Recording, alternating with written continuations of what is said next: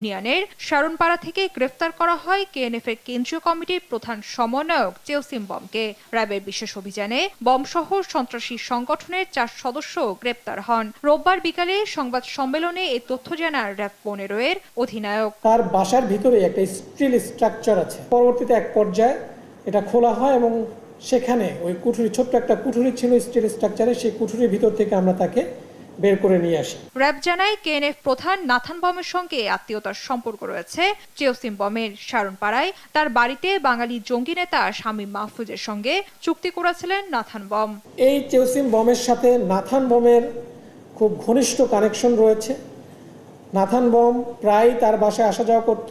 আমরা প্রাথমিক তদন্তে যেটা জানতে পেরেছি, এই হিন্দাল সার্কিয়ার প্রশিক্ষণের ব্যাপারে এবং যে টাকা পয়সার যে লেনদেনের ব্যাপারে, টাকা পয়সা যে কালেকশন করতে হবে, সেটার পরিকল্পনাও এই চেওসিম বমের বাসায়